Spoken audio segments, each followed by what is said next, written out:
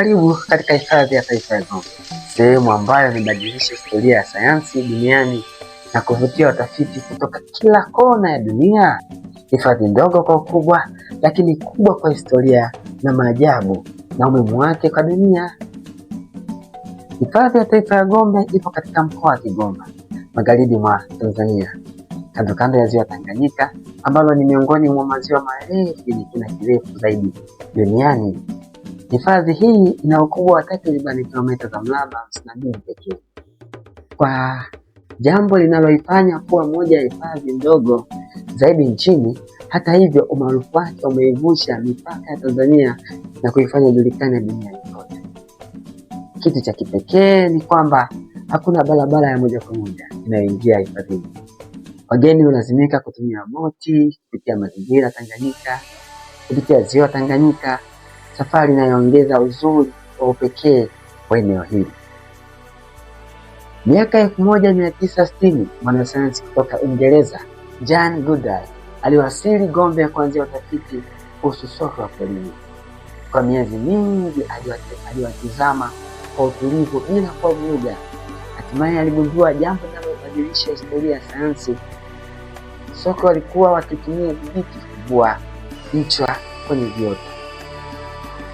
Ugunduzi huu ulionyesha kuwa matumizi ya zana hayakuwa ya binadamu pekee.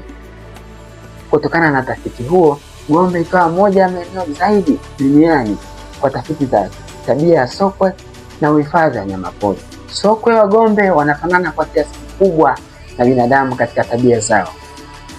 Huishi katika makundi yenye viongozi, huwasiliana kwa sauti na ishara, huonyesha upendo kwa familia zao na hata huzuni wanapompoteza mwenzao. Lishe yao hujumuisha matunda, majani, mbegu, maua, wakati mwingine wadudu. Kila siku huzunguka msituni kutafuta chakula, huku wakitumia uwezo wao mkubwa wa kupanda miti.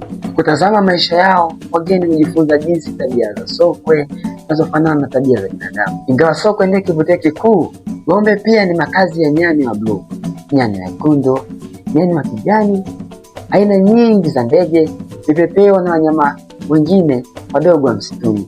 Misitu yake imejaa mimea ya asili, mito midogo na maporomoko ya maji yanayoongeza uzuri wa mazingira yake. Utalii katika Gombe ni wa kipekee. Wageni huongozwa na wahifadhi kufuata njia za msituni kuwatafuta sokwe. Safari inaweza kuchukua dakika chache au hata saa kadhaa kulingana na mahali walipo sokwe siku hiyo, lakini mara unapowaona, uzoefu huo kubaki kwenye kumbukumbu maisha yako yote. Mbali na kutazama sokwe, wageni hufurahia kuogelea katika maji ya ziwa Tanganyika, kupiga picha za mandhari na kutazama ndege wa aina mbalimbali. Licha ya umuhimu wake, Gombe inakabiliwa na changamoto mbalimbali, zikiwemo uharibifu wa misitu unaotokana na shughuli za kibinadamu, ongezeko la watu pembezoni mwa hifadhi na magonjwa yanayoweza kuambukizwa kati ya binadamu na sokwe. Kutokana na changamoto hizo, serikali ya Tanzania na wadau wa hifadhi wanaendelea kuimarisha doria, kuelimisha elimu katika jamii kuhusu umuhimu wa kuhifadhi mazingira na kuendeleza tafiti zinazosaidia kulinda sokwe.